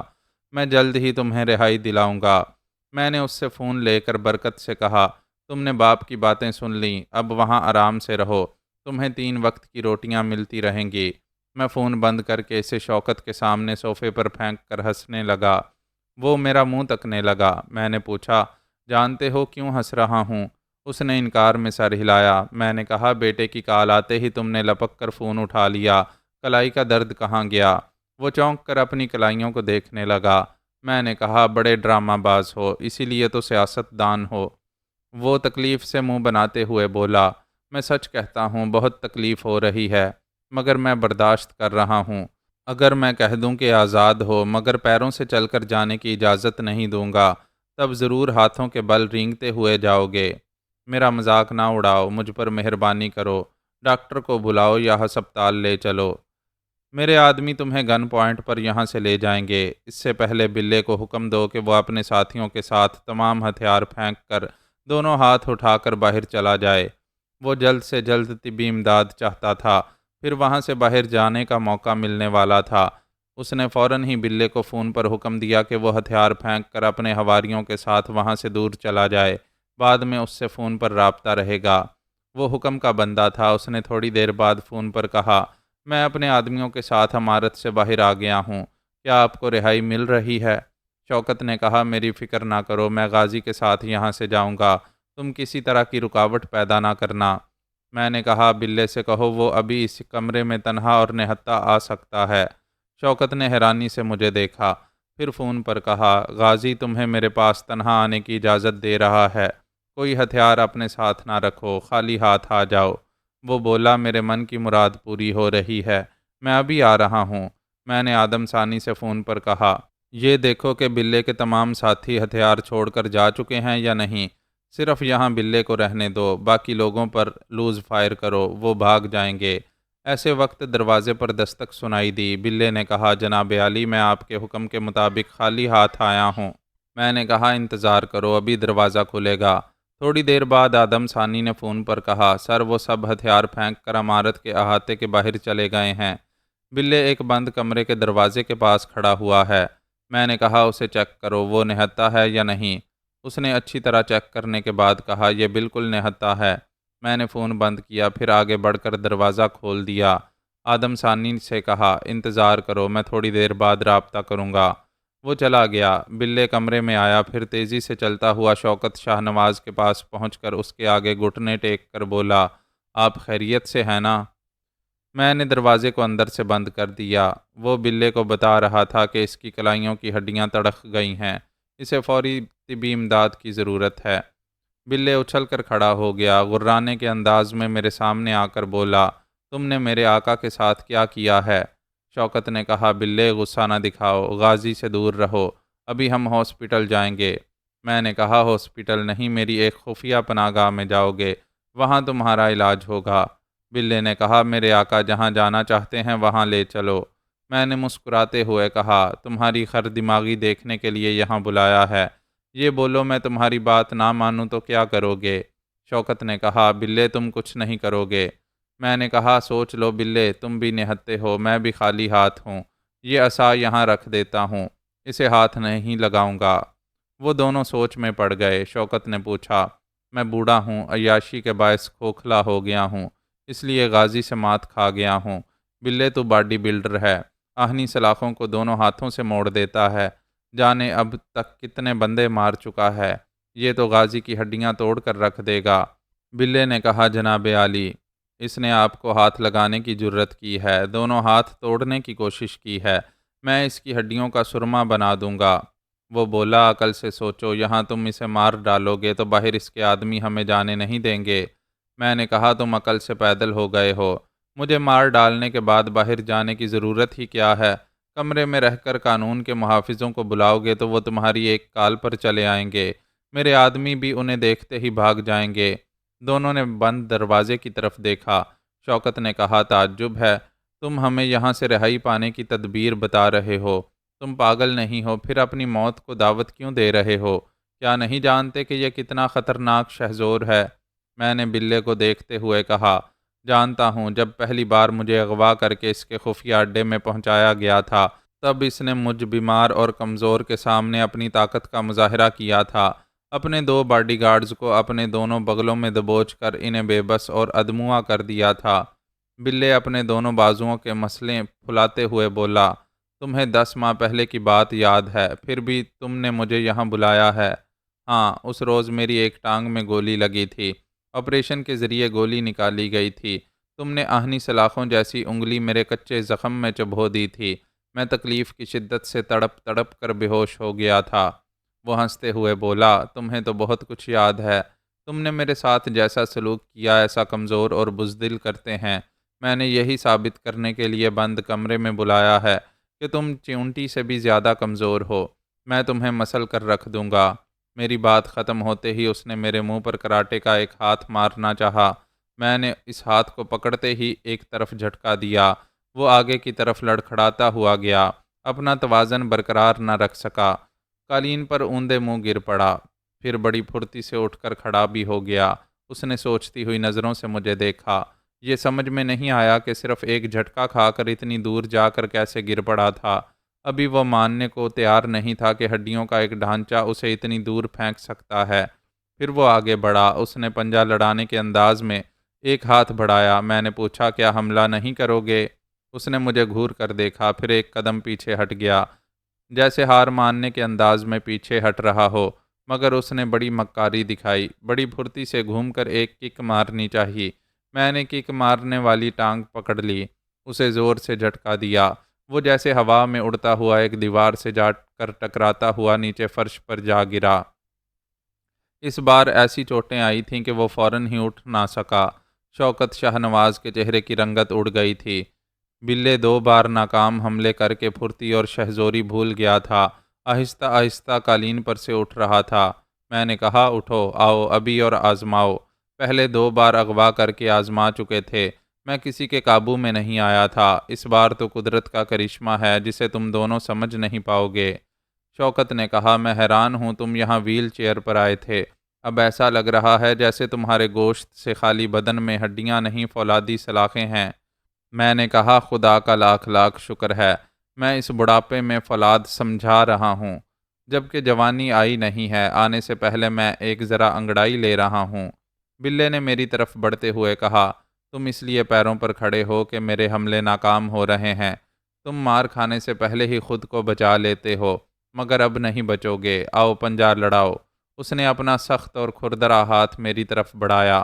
میں نے اس کی انگلیوں میں انگلیاں ڈال دیں۔ اس نے اپنے طور پر سختی سے گرفت میں لیا۔ یقیناً وہ آہنی گرفت ہوگی، مگر میں چپ چاپ کھڑا تھا، اس کی طرح زور نہیں لگا رہا تھا۔ وہ پنجہ لڑانے کا ماہر تھا، مگر اسے لگ رہا تھا جیسے انگلیوں میں انگلیاں نہیں ڈالی، آہنی سلاخوں میں پھنسا لی ہیں۔ وہ صرف قوت سے ہی نہیں، مہارت سے بھی کام لے رہا تھا۔ کوئی ہنر تو کام آنا چاہیے تھا، مگر ناکامی اور توہین کا احساس اسے جھنجھلاہٹ میں مبتلا کر رہا تھا۔ وہ اپنے پورے جسم کا بوجھ ڈال کر میری انگلیوں کو جھٹکے دینے میں بھی ناکام ہو رہا تھا۔ میں نے کہا، صرف تم ہی پنجہ لڑا رہے ہو، میں تو سکون سے کھڑا ہوا ہوں۔ اب یہ دیکھو کہ اپنی انگلیاں میری انگلیوں کی گرفت سے نکال سکو گے یا نہیں۔ اس نے اپنے ہاتھ کو ایک جھٹکا دیا، پوری قوت سے انگلیوں کو نکالنا چاہا۔ میری انگلیاں کیا تھیں؟ ہڈیاں ہی تھیں، گوشت برائے نام تھا، ان پر کھال منڈی ہوئی تھی۔ وہ ایک ہڈیوں کے ڈھانچے کو ہلانے میں ناکام ہو رہا تھا۔ اسے لگ رہا تھا کہ وہ آہنی شکنجے میں پھنس گیا ہے۔ پھر یہ کہ انگلیوں کی ہڈیاں بری طرح دکھنے لگی تھیں۔ وہ تکلیف سے کراہتے ہوئے بولا، ہڈیوں کے ڈھانچے میں نہ جوانی ہوتی ہے نہ توانائی، تم کیا بلا ہو، چھوڑو میرا ہاتھ۔ میں نے کہا، ایسا عورتیں کہتی ہیں۔ ہائے اللہ، چھوڑو میرا ہاتھ، کیا تمہاری جنس بدل گئی ہے؟ میں نے اپنی گرفت مضبوط کی، اس کے حلق سے چیخ نکل گئی۔ میں نے ایک ہلکا سا جھٹکا دیا تو کڑکڑاہٹ کی آوازیں سنائی دیں۔ شوکت شاہ نواز کے دیدے پھیل گئے، صاف سمجھ میں آ گیا کہ انگلیاں ٹوٹ گئی ہیں۔ وہ چیخ رہا تھا، تل ملا رہا تھا، شکنجے سے نکل نہیں پا رہا تھا، ایک ہاتھ سے دوسرے ہاتھ کو پکڑ کر تڑپ رہا تھا، فرش پر دونوں پاؤں پٹکتا ہوا ادھر سے ادھر جا رہا تھا۔ شوکت نے کہا، اسے معاف کر دو، جانے دو۔ میں نے کہا، میں اب تک ایسے موقع دے رہا تھا کہ حملے کرے اور اپنی حسرتیں پوری کرے، اب میری باری ہے۔ میں نے ایک الٹا ہاتھ اس کے منہ پر رسید کیا۔ وہ الٹ کر قالین پر گرا، پھر ذبح ہونے والے بکرے کی طرح تڑپنے لگا۔ ایک ہی ہاتھ پڑنے پر منہ اور ناک سے لہو بہہ رہا تھا۔ یقیناً چہرے کی ہڈیوں پر کاری ضرب پڑی ہوگی۔ شوکت حیرت زدہ اور خوف زدہ ہو کر مجھے دیکھ رہا تھا۔ سچ تو یہ ہے کہ میں ایسی قوت کا مظاہرہ کرتے وقت خود حیران ہو رہا تھا۔ میں نے ماضی میں ہتھیاروں کے ذریعے بڑے بڑے شہزوروں کو مات دی تھی، اب خالی ہاتھ لڑتے وقت سمجھ رہا تھا کہ خدا مجھ پر مہربان ہے۔ وہ ایک ہی الٹا ہاتھ پڑنے پر تڑپ تڑپ کر ساکت ہو گیا تھا، بے ہوش ہو گیا تھا۔ میں نے شوکت شاہ نواز سے کہا، دیکھو، میں جس سے سمجھوتا نہیں کرتا اس کے ساتھ کیا کرتا ہوں، عبرت حاصل کرو۔ میں نے بلے کی تھوڑی کے نیچے حلق پر ایک پاؤں رکھتے ہوئے کہا، یہ تمہارا پالتو گنڈا نہ جانے کتنے بے گناہوں کو موت کے گھاٹ اتارتا رہا تھا، تمہاری چھتر چھایا میں عدالتی سزاؤں سے بچتا رہا تھا، مگر جو غلط ہے وہ غلط ہے، اور ایسے لوگ اپنی سزا کو ضرور پہنچتے ہیں۔ سوچو سمجھو، کیا تمہارے ساتھ بھی ایسا ہوگا؟ یہ کہتے ہوئے میں نے اس کے حلق پر اپنا ایک پاؤں کا دباؤ ڈالا۔ وہ نیم بے ہوشی کی حالت میں ذرا دیر پھڑ پھڑایا، پھر ہمیشہ کے لیے ساکت ہو گیا۔ دنیا کا ہر طاقتور ایک معینہ مدت تک موت کو پچھاڑتا رہتا ہے، پھر وقت پورا ہوتے ہی خود پچھاڑیں کھا کر مر جاتا ہے۔ اس کا قصہ تمام ہوتے ہی میں نے اچانک کمزوری محسوس کی، اپنے پیروں پر کھڑا نہ رہ سکا، وہاں سے پلٹ کر ڈگمگاتا ہوا ایک صوفے پر آ کر گر پڑا، یوں ہانپنے لگا جیسے اب تک اپنی توانائی سے، اپنی قوت برداشت سے زیادہ محنت اور مشقت کرتا رہا ہوں۔ یہ عجیب سی بات تھی، مگر مجھے اپنی اوقات معلوم ہو رہی تھی کہ میں جوان نہیں ہوں، ابھی بوڑھا ہی ہوں، جیسا کہ مجھے آگہی ملی تھی۔ اس کے مطابق میں ایک ایک دن کے حساب سے جوانی کی طرف جاتا رہوں گا، تب بڑھاپا رخصت ہوگا اور مستقل توانائی حاصل ہوتی رہے گی، اور تب اس طرح ہانپتے ہوئے کمزوری محسوس نہیں کروں گا۔ ابھی ایسے تجربات سے گزر رہا تھا جو نئے اور انوکھے تھے، جوانی جھلکیاں دکھا کر جا رہی تھی۔ یہ یقین ہو رہا تھا کہ دھیرے دھیرے ہی صحیح، خوشگوار تبدیلیوں کی طرف رینگتا جا رہا ہوں۔ شوکت کو بلے کی موت کا صدمہ تھا، وہ مجھ سے بری طرح سہم گیا تھا، مجھے توجہ سے دیکھ رہا تھا۔ میں ان لمحات میں بہت ہی بوڑھا اور کمزور دکھائی دے رہا تھا۔ وہ خود کو سمجھا رہا تھا، نہیں، یہ نظروں کا دھوکہ ہے، ابھی اس نے غیر معمولی قوت کا مظاہرہ کیا ہے۔ بلے جیسے باڈی بلڈر کو بڑی آسانی سے موت کے گھاٹ اتار چکا ہے، ابھی خواہ ہانپ رہا ہے، کمزوری ظاہر کر رہا ہے۔ یہ یوں ہی ہم سب کو دھوکہ دیتا ہے۔ یہاں ویل چیئر پر آیا تھا، بہت بڑا ڈرامے باز ہے۔ تھوڑی دیر بعد میری تھکن دور ہوئی، کمزوری کا احساس ذرا کم ہوا، تو میں نے فون پر پوچھا، آدم کیا یہاں موجود ہو؟ یس سر، میں دروازے کے پاس ہوں، بلے کے تمام آدمیوں کو یہاں سے بھگا دیا گیا ہے۔ میں وہاں سے اٹھ گیا، عصا کو تھام کر آہستہ آہستہ چلتا ہوا دروازے کے پاس آیا۔ اسے کھول کر دیکھا، وہ دو ساتھیوں کے ساتھ وہاں تھا۔ میں نے کہا، شوکت شاہ نواز کو اس کے بیٹے سے دور قیدی بنا کر رکھا جائے گا، وہاں میرا فیملی ڈاکٹر اس کا علاج کرے گا۔ آدم ثانی اور دوسرے جانثاروں نے اندر آ کر بلے کی لاش دیکھی، پھر بڑی حیرانی سے مجھے دیکھا۔ میں ایک نے اسے چھو کر ٹٹول کر یقین کیا کہ وہ مر چکا ہے۔ اس نے یقین کرنے کے باوجود بے یقینی سے پوچھا، سر، اسے آپ نے؟ میں نے کہا، ہاں، ایک چیونٹی کبھی ہاتھی کی موت کا سبب بن سکتی ہے۔ جب موت آتی ہے تو بڑے سے بڑا شہزور کمزور کے ہاتھوں مارا جاتا ہے۔ ہماری دنیا میں بڑی عجیب و غریب باتیں ہوتی ہیں، ہم انہیں سنتے ہیں، دیکھتے ہیں، پھر اپنے کام سے لگ کر بھول جاتے ہیں۔ کوئی کہاں تک دیکھے اور یاد رکھے؟ دنیا عجائب خانہ ہے، لوگ دیکھتے ہیں اور یہ سوچ کر گزر جاتے ہیں کہ ہماری زمین پر جو ہو جائے وہ کم ہے۔ وہ شوکت کو وہاں سے لے جانے لگے۔ میں نے آدم ثانی سے کہا، تم بیرسٹر رضا قریشی کے ساتھ کل شوکت کو بینک لے جاؤ گے، وہاں سے اس کے اہم دستاویزات حاصل کیے جائیں گے، پھر کورٹ پیپر پر اس سے اقبال جرم کرایا جائے گا، اب اسے لے جاؤ۔ شوکت مجرم کی طرح سر جھکا کر وہاں سے جانے لگا۔ میں نے اس کے دونوں ہاتھوں کو نکارہ بنا دیا تھا اور بلے کی موت نے اسے اندر سے توڑ کر رکھ دیا تھا۔ اس کے باوجود وہاں سے جاتے وقت وہ کسی قدر مطمئن تھا، اس چار دیواری سے باہر جا کر امید تھی کہ وہ مجھ سے نجات پانے کے لیے کچھ کر سکے گا۔ میں وہاں سے رضا قریشی کے گھر آیا۔ وہ میری اچانک آمد پر حیران ہوا، خوش ہو کر بولا، آپ نے یہاں تک آنے کی زحمت کی ہے، میرے ساتھ رات کا کھانا ضرور کھائیں گے۔ رات کے 8 بجے تھے۔ میں نے اس کے ساتھ کھانے کے دوران اپنے تمام حالات بتائے، پھر کہا، آپ ابھی وہاں جائیں گے جہاں شوکت شاہ نواز کو قیدی بنا کر رکھا گیا ہے، اس سے پکے کاغذات پر تمام جرائم کا اعتراف کرائیں گے۔ کل بینک سے جو اہم دستاویزات حاصل ہوں گی، ان کے مطابق بھی اس سے کاغذات لکھوا کر اسے پوری طرح قانونی شکنجے میں جکڑ لیں گے۔ آپ اطمینان رکھیں، وہ قانونی شکنجے سے کبھی نکل نہیں پائے گا، ہمیشہ آپ کے اشاروں پر ناچتا رہے گا۔ کھانے کے بعد رضا قریشی اپنے فرائض ادا کرنے کے لیے شوکت کے پاس چلا گیا۔ ان باپ بیٹے کی گمشدگی سے گھر والے پریشان ہو سکتے تھے، لہٰذا انہوں نے ہمارے حکم کے مطابق فون کے ذریعے اپنے گھر والوں سے رابطہ کیا۔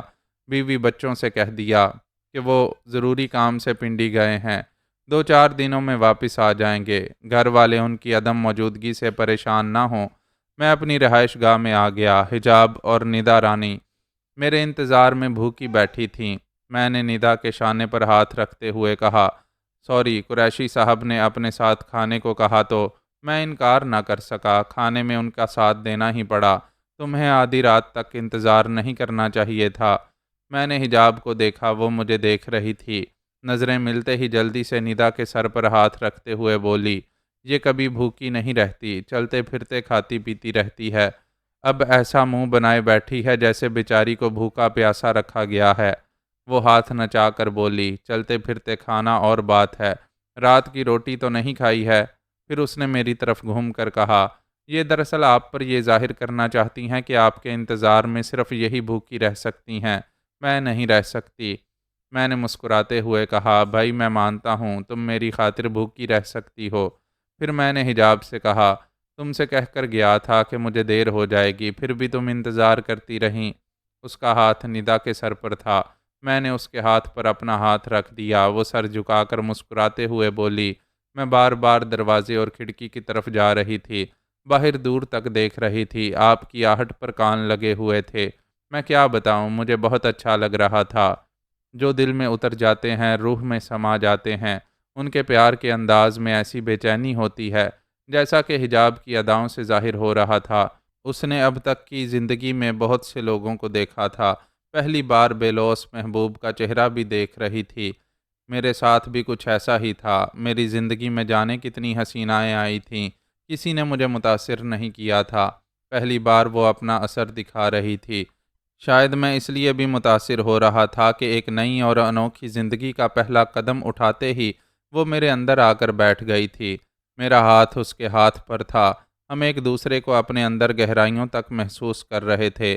ندا نے آنکھیں مٹکا کر دیدوں کو اوپر کی طرف گھما کر کہا، یہ میرا سر ہے، پرندوں کا گھونسلہ نہیں ہے، یہ دو ہنسوں کا جوڑا کب تک بیٹھا رہے گا؟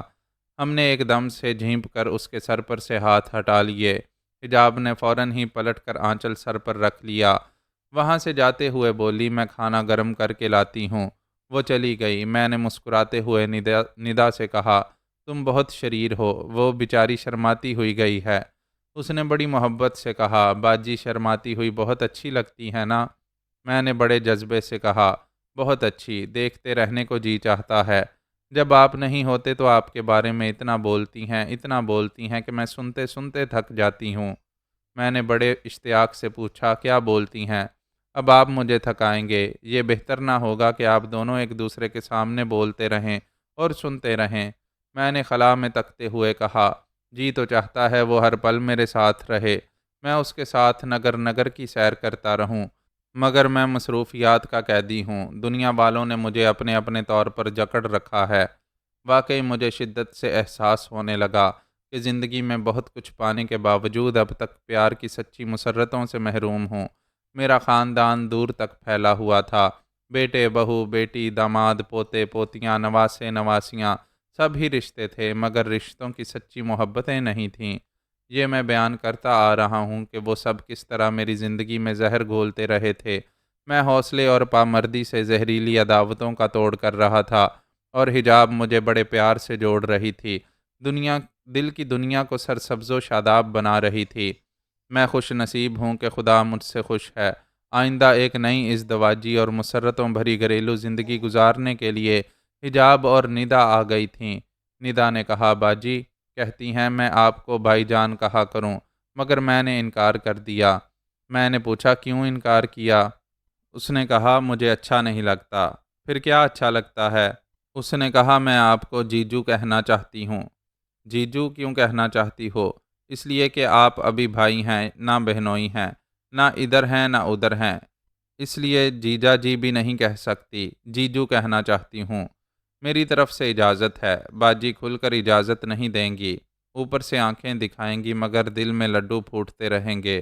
میں نے اس کے سر پر ہلکی سی چپت مارتے ہوئے کہا، چھوٹی ہو مگر عقل کی کسوٹی ہو، باجی کو اندر سے خوب پرکھتی ہو۔ حجاب دروازے سے کھانے کی ٹرالی لاتے ہوئے بولی، میری طرف سے ایک ہاتھ اور ماریں، اس نے ضرور ایسی ویسی بات کی ہوگی۔ میں نے کہا ایسی ویسی نہیں، بڑی خاص بات کہی ہے، یہ آج سے مجھے جیجو کہے گی۔ وہ ایک دم سے شرما گئی، اس نے سر پر آنچل رکھتے ہوئے بہن کو گھور کر دیکھا۔ ندا نے کہا، دیکھیں جیجو یہ آنکھیں دکھائیں گی، اب ذرا ان کے دل کا حال پوچھیں، میں کھانے سے پہلے ہاتھ ضرور دھوتی ہوں۔ وہ وہاں سے اٹھ کر دوڑتی ہوئی واش روم میں چلی گئی۔ حجاب نے میز پر ڈشیں رکھتے ہوئے کہا، یہ بہت بولنے لگی ہے، اور جو بات بولتی ہے وہ دل کو لگتی ہے نا؟ وہ زیر لب مسکرانے لگی۔ ڈشیں رکھنے کے لیے قریب آئی تو میں نے اس کا ہاتھ پکڑ لیا۔ اس کے ہاتھ کی لکیریں کہتی تھیں کہ وہ بھی میری طرح بدترین حالات سے گزرتی آئی ہے۔ وہ حالات کی ماری تھی، میں رشتوں کے لہو کا مارا تھا۔ خدا نے ہمیں پیار کی گھنی چھاؤں میں پہنچا دیا تھا۔ وہ واش روم کی طرف دیکھتے ہوئے بولی، ہاتھ چھوڑیں۔ ہاتھ چھوڑوں گا تو تنہا رہ جاؤں گا۔ اطمینان رکھیں میں آپ کو تنہا چھوڑنے نہیں آئی ہوں، تو پھر تنہائی میں ملو۔ اس نے آنکھیں دکھائیں، پھر مسکرا کر کہا، بس اتنی سی تنہائی غنیمت ہے، ہاتھ چھوڑیں وہ آنے والی ہے۔ وہ ہماری دادی اماں نہیں ہے، ڈرتی کیوں ہو؟ آپ اسے نہیں جانتے، دیکھ لے گی تو ہمارا ریکارڈ لگائے گی۔ جب آپ نہیں رہیں گے تو ایک سے ایک فلمی گانا گنگناتے ہوئے مجھے چھیڑتی رہے گی۔ مجھے آہٹ سی سنائی دی، میں نے فوراً اس کا ہاتھ چھوڑ دیا۔ وہ واش روم کا دروازہ کھول کر گنگناتی ہوئی آ رہی تھی، ساتھی میرے من کے، میرے تن آنگن کے، چاہے سانس یہ چھوٹے، ہاتھ سے ہاتھ نہ چھوٹے۔ پھر اس نے مجھ سے کہا، ہائے جیجو آپ نے تو ہاتھ چھوڑ دیا ہے۔ حجاب نے جھینپتے ہوئے کہا، میں پہلے ہی سمجھ گئی تھی یہ چڑیل چھپ کر دیکھ رہی ہوگی۔ میں نے ہنستے ہوئے ندا کو کھینچ کر چوم لیا، پھر کہا، میں ایسی ہی ہنستی گنگناتی ہوئی پیار بھری زندگی چاہتا ہوں، اور اللہ تعالی ہم سے راضی ہے۔ انشاءاللہ ہم بہت ہی خوبصورت زندگی گزارتے رہیں گے۔ میری بات ختم ہوتے ہی موبائل فون چیخ کر کہنے لگا، خوابوں کی جنت سے واپس آ جاؤ۔ ننھی سی اسکرین پر انجانے نمبر تھے، میں نے بٹن دبا کر فون کو کان سے لگایا، پھر بولا، ہیلو فرمائیے۔ مراد کی آواز سنائی دی، ہائے بابا جانی، ہم یقین سے کہتے ہیں آپ انگاروں پر لوٹ رہے ہوں گے۔ میرا موڈ ایک دم سے خراب ہو گیا۔ حجاب اور ندا کے ساتھ ہنستے بولتے وقت جیسے پتھر آ کر لگا تھا۔ میں نے ناگواری سے کہا، 5 منٹ کے بعد کال کرو۔ میں نے جواب سنے بغیر فون بند کر دیا، پھر دونوں بہنوں کو دیکھتے ہوئے کہا، جب تک حالات سازگار نہیں ہوں گے مسرتیں یوں ہی خوابوں کی طرح آتی جاتی رہیں گی۔ سوری، میں ابھی مصروف رہوں گا، تم دونوں آرام سے کھاؤ پھر سو جاؤ، صبح ملاقات ہوگی۔ کون چاہتا ہے کہ مسرتوں کو چھوڑ کر ماتمی ماحول میں جائے؟ کیا کیا جائے، جانا ہی پڑتا ہے۔ میں بھی ایک انسان ہوں، حالات دوڑاتے ہیں تو دوڑتا ہوں، تھکا تھکا مارتے ہیں تو تھک جاتا ہوں۔ ایسے وقت تمنا ہوتی ہے پیار کی ٹھنڈی چھاؤں ملے۔ میں یہی تمنا کر رہا تھا۔ حجاب اور ندا کے ساتھ گنگناتے ہوئے لمحات گزارتے وقت سوچ رہا تھا، یہ پیار بھرے لمحات ٹھہر جائیں اور میں مصائب کو، مخالفتوں کو اور دشمنوں کو بھول جاؤں، مگر افسوس ہم کمبل کو چھوڑ دیتے ہیں، کمبل ہمیں نہیں چھوڑتا۔ ہم دشمنوں کو عارضی طور پر بھول جاتے ہیں، دشمن ہمیں نہیں بھولتے۔ ہمارے ہنستے بولتے وقت میرے بیٹوں نے مصائب کی گھنٹی بجا دی۔ میں دل پر پتھر رکھ کر حجاب اور ندا کو چھوڑ کر اپنے بیڈ روم میں آ گیا۔ مراد اور سلطان کچھ زیادہ ہی بے چین تھے۔ انہوں نے 5 منٹ سے پہلے ہی پکارا۔ میں نے فون کو کان سے لگا کر کہا، ہاں بولو، میں انگاروں پر لوٹ رہا ہوں، تم وہ فائل اور ڈائری لے جا کر اپنے باپ کو دشمن بنا رہے ہو۔ مراد نے کہا، آپ دشمن کب نہیں تھے؟ ڈائری پڑھ کر انکشاف ہوا کہ بڑی پراسرار زندگی گزارتے ہوئے جانے کتنی شادیاں کرتے اور اولادیں پیدا کرتے رہے ہیں، آپ نے خزانہ ان اولادوں کے لیے چھپا کر رکھا ہے۔ میں نے کہا تم دونوں بہت بڑی غلطی کر رہے ہو، ڈائری میں کہیں خزانے کا ذکر نہیں ہے، تم لوگ دھوکہ کھا رہے ہو۔ آپ نے مصلحتاً خزانے کا ذکر نہیں کیا ہے، مگر فائل G1 کا نقشہ ہمیں وہاں تک پہنچائے گا۔ میں نے غصے سے کہا بے وقوفو، وہاں خزانہ نہیں ہے، موت ہے، صرف موت۔ وہ نقشہ ایسی جگہ پہنچاتا ہے جہاں سے واپسی ممکن نہیں ہوتی، یقین کرو وہاں سے زندہ واپس نہیں آ سکو گے۔ آپ خزانہ چھپانے کے بعد وہاں سے کیسے واپس آ گئے؟ میں نے وہاں کچھ نہیں چھپایا ہے، یقین کیوں نہیں کرتے؟ چلیں یقین کر لیتے ہیں، مگر آپ وہاں تک گئے تھے تب ہی نقشہ تیار کیا ہے نا؟ یہ بتا دیں وہاں کیسے گئے تھے؟ یہ ایک راز ہے، بتایا نہیں جا سکتا۔ ہم راز نہیں پوچھیں گے، مگر کچھ بھی چھپانے گئے تھے، وہاں سے واپسی ناممکن ہے، تو واپس کیسے آ گئے؟ ایسے آ گیا کہ وہاں موت میرے لیے نہیں ہے، میں نے وہاں جانے والوں کے لیے موت کا سامان کیا ہے۔ آپ باتیں بنا رہے ہیں، یقین کرو یا نہ کرو، میں نے وہاں داخل ہونے کی جگہ بارودی سرنگیں بچھائی ہیں، جگہ جگہ ایسے آلات لگائے ہیں جن پر ہاتھ پڑتے ہی بارودی دھماکے ہوتے ہیں۔ آپ ہمیں نہ ڈرائیں، ہم بچے نہیں ہیں، خطرات سے کھیلنا جانتے ہیں۔ خطرات سے کھیلنے کا دعویٰ کر رہے ہو، وہاں یہ نہیں جان سکو گے کہ بارودی سرنگوں سے بچنے کے لیے کس حساب سے کہاں کہاں قدم رکھ کر آگے بڑھنا ہوتا ہے۔ آگے بڑھ بھی گئے تو کہاں ہاتھ پڑنے سے کیسے موت اچانک چنگاڑتی ہوئی آئے گی، یہ سمجھنے کے لیے زندہ نہیں رہو گے۔ زندہ نہیں رہیں گے کوئی بات نہیں، یہ اچھا ہی ہے کہ ہم مر جائیں گے، ہم سے پیچھا چھوٹ جائے گا۔ بچ گئے تو ہمارے وارے نیارے ہو جائیں گے، آپ اپنا سا منہ لے کر رہ جائیں گے۔ یقیناً سلطان فون سے کان لگائے سن رہا ہوگا۔ میں نے کہا میں تم دونوں کو بڑے پیار سے سمجھا رہا ہوں، واپس آ جاؤ، وہ فائل اور وہ ڈائری میرے حوالے کر دو، وہ صرف میرے لیے اہم ہیں۔ وہ تمہاری نالائکی سے دشمنوں کے ہاتھ لگیں گی تو میرے مسائل اور مصائب میں اضافہ ہوگا، انہیں واپس لاؤ، انہیں کسی کے ہاتھ نہ لگنے دو۔ وہ ہنستے ہوئے بولا، آپ کی بے چینی اور شدت سے مطالبہ کرنے کا انداز سمجھا رہا ہے کہ آپ کی دکھتی رگ ہمارے ہاتھوں میں ہے۔ یہی سمجھ لو، وہ چیزیں حفاظت سے واپس لے آؤ، اپنے باپ کو آرام اور سکون پہنچاؤ۔ آپ کو ابدی سکون پہنچانے کی ہم نے پہلے بھی کوششیں کی ہیں، اس بار ہم ناکام نہیں رہیں گے۔ ایسی آرام گاہ بنائیں گے کہ قیامت تک سکون سے آرام فرماتے رہیں گے۔ وہ دونوں ہنسنے لگے، پھر سلطان کو آواز سنائی دی، اگر کہتے ہیں کہ فائل کے نقشے کے مطابق ہمیں خزانہ نہیں ملے گا تو چلیں ہم یہ فائل اور ڈائری آپ کے حوالے کر دیں گے، اس کے عوض وہ خزانہ ہمارے حوالے کر دیں۔ وہ خزانہ ایسا ہے کہ اللہ تعالیٰ کسی مستحق کو ہی وہاں تک پہنچائے گا۔ باتیں نہ بنائیں، اچھی طرح سوچ لیں، یہ فائل اور ڈائری آپ کے دشمنوں تک پہنچ سکتی ہے۔ میں نے ہونٹوں کو سختی سے بینچ لیا، کچھ سوچا، پھر ایک بار سمجھایا، میرے بچوں بہت پچھتاؤ گے، میری اولاد ہو اس لیے بار بار سمجھا رہا ہوں۔ وہاں جو چیزیں ہیں انہیں دشمن حاصل کرنے کے لیے تمہاری جان کے بھی دشمن بن جائیں گے۔ ان کی احمقانہ ڈھٹائی کے باعث میری پریشانی بڑھتی جا رہی تھی۔ وہ ڈائری میری اہم شناخت کا باعث بننے والی تھی۔ میں سلمان سعدی کی حیثیت سے ظاہر ہو جاتا تو مجھ سے ریڈ مرکری حاصل کرنے کے لیے بڑے بڑے ممالک میرے لیے زمین تنگ کر دیتے، میرا جینا حرام کر دیتے۔ دشمن اولاد پر تو میں قابو پا رہا تھا، لیکن تمام سپر طاقتوں کو میرا سراغ مل جاتا تو مجھے جائے پناہ صرف قبر میں ہی ملتی۔ وہ دونوں سمجھنے والے نہیں تھے۔ تھوڑی دیر تک آپس میں کچھ بولتے رہے، پھر سلطان نے کہا، ڈائری اور فائل کی باتیں رہنے دیں، ہمیں یہ بتائیں کہ شہزادہ سلمان سعدی کون ہے؟ میں نے کہا اس سے تمہارا کوئی تعلق نہیں ہے، یوں سمجھ لو کہ اس کی لکھی ہوئی ڈائری میرے پاس امانت کے طور پر ہے۔ مراد نے کہا، ہم نے رائنا کی تصویریں دیکھی ہیں، وہ ہماری پھوپھی رابعہ کی ہم شکل ہے۔ ہاں، وہ سر سے پاؤں تک ہو بہو رابعہ ہے، وہ آپ کی ہمشیرہ تھی۔ سعدی نے اسے ڈائری میں اپنی بہن کیوں لکھا ہے؟ اس نے میری بہن کو اپنی بہن بنایا ہے، اس میں اعتراض کی کیا بات ہے؟ آپ سراسر باتیں بنا رہے ہیں اور کوئی بہت بڑا راز ہم سے چھپا رہے ہیں۔ آپ نے رائنا کو بہن بنایا ہے، تصویر میں اس کی شادی کے وقت ایک سیکیورٹی افسر کی وردی میں نظر آ رہے ہیں۔ سلطان نے پوچھا، کیا رائنا کو بہن بنانے والا سلمان سعدی آپ کا ہم شکل ہے؟ یہ کیسی بچکانہ سی بات ہے؟ ایک طرف تو رائنا ہماری پھوپھی کی ہم شکل ہے اور دوسری طرف سعدی ہو بہو آپ کی صورت لیے تصویر میں دکھائی دے رہا ہے۔ میں حقیقت چھپا نہیں سکتا تھا۔ وہ ڈائری اور تصویریں جس کے بھی ہاتھ لگتیں وہ یہی کہتا کہ میں ہی سلمان سعدی ہوں۔ سلطان نے پوچھا، آپ خاموش کیوں ہیں؟ جواب دیں۔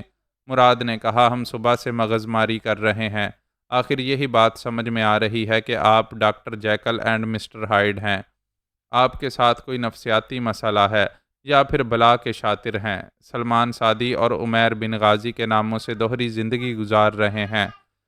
میں نے ایک گہری سانس لیتے ہوئے کہا، درست سمجھ رہے ہو، میں بہت مجبور ہو کر دوہری زندگی گزار رہا ہوں۔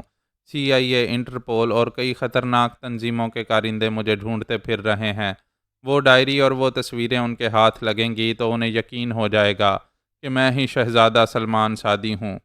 وہ آپ سے کیوں دشمنی کر رہے ہیں؟ کیوں آپ کو ڈھونڈ رہے ہیں؟ کچھ ایسے پیچیدہ معاملات ہیں جنہیں میں بیان نہیں کر سکتا۔ تم لوگوں کو اس سلسلے میں دلچسپی نہیں لینا چاہیے۔ آپ نے CIA اور انٹرپول جیسے اداروں کو نہ جانے کیسے الجھایا ہے۔ آپ پاکستان میں آزادی سے زندگی گزار رہے ہیں، کسی بحروب میں بھی نہیں ہیں، شادی کے ہم شکل ہیں، اس کے باوجود وہ آپ کو ڈھونڈ نہیں پا رہے ہیں۔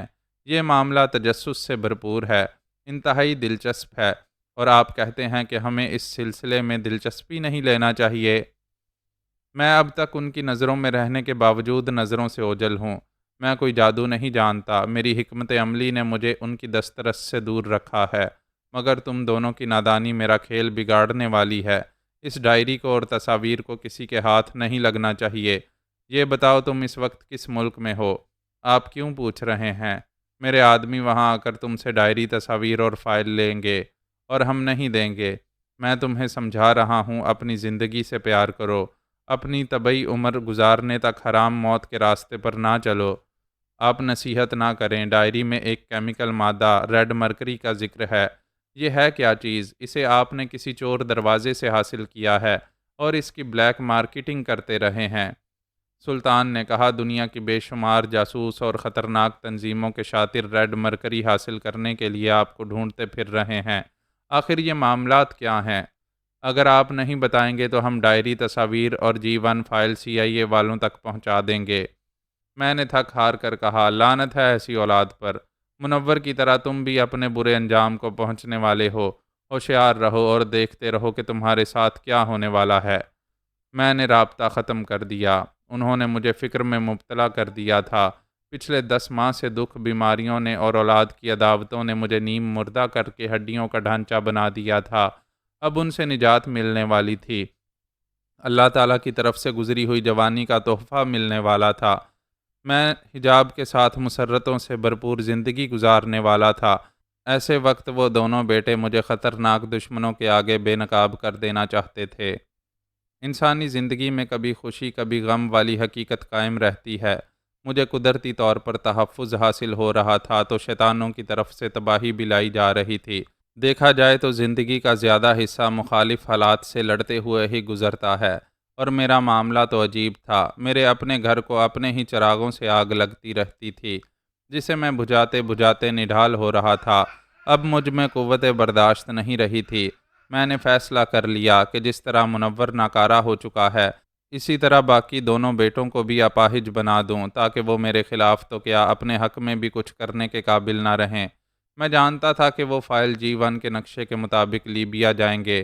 میں نے وہاں طرابلس میں اپنے جانثاروں کو الرٹ کر دیا تھا۔ انہیں حکم دیا تھا کہ ان دونوں کم بختوں کو شہر سے آگے نہ جانے دیا جائے اور وہ فائل، ڈائری اور تصاویر چھین لی جائیں۔ لیبیا میں میرا ایک دست راست تھا جو وہاں کے معاملات سنبھالتا تھا۔ میں نے فون کے ذریعے اسے مخاطب کیا۔ ہیلو قیس بن ایوبی، کیا رپورٹ ہے؟ اس نے کہا، سر وہ دونوں یہاں پہنچ گئے ہیں، ابھی 15 منٹ پہلے ایئرپورٹ کے لاؤنج میں بیٹھے فون پر کسی سے لمبی باتیں کر رہے تھے۔ ہاں، وہ مجھ سے ہی باتیں ہو رہی تھیں۔ میں نے انہیں حتی الامکان سمجھانے کی اور راہ راست پر لانے کی کوششیں کیں، لیکن وہ لاتوں کے بھوت ہیں، باتوں سے نہیں مانیں گے۔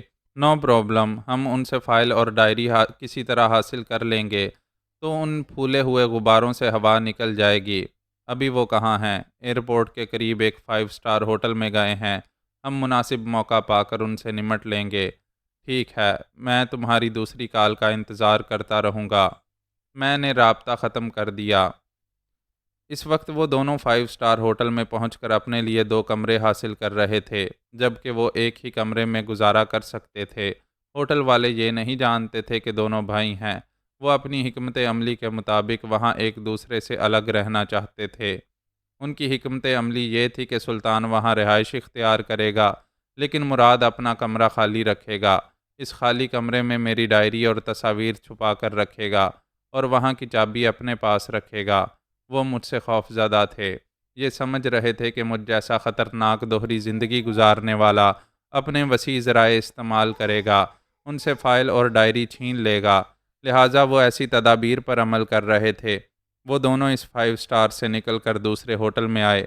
وہاں بھی انہوں نے کمرے حاصل کیے۔ ایک کمرے میں مراد رہنے والا تھا، لیکن سلطان کا کمرہ خالی رہتا۔ وہ وہاں فائل G1 چھپا کر رکھنا چاہتا تھا۔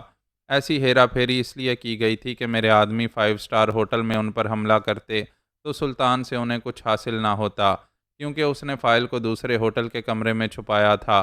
دوسرا کمرہ مراد کا تھا، جو حملہ کرنے والوں کو مکفل ملتا۔ اس طرح دوسرے ہوٹل میں ان پر حملہ کیا جاتا تو انہیں مراد سے کچھ حاصل نہ ہوتا، کیونکہ اس نے ڈائری اور تصاویر کو 5 اسٹار ہوٹل کے لاکڈ کمرے میں چھپایا تھا۔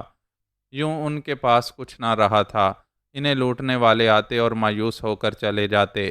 G1 فائل میں جو نقشہ تھا، انہوں نے اس کی فوٹو اسٹیٹ کاپی کرا کر اسے اپنے پاس رکھ لیا تھا۔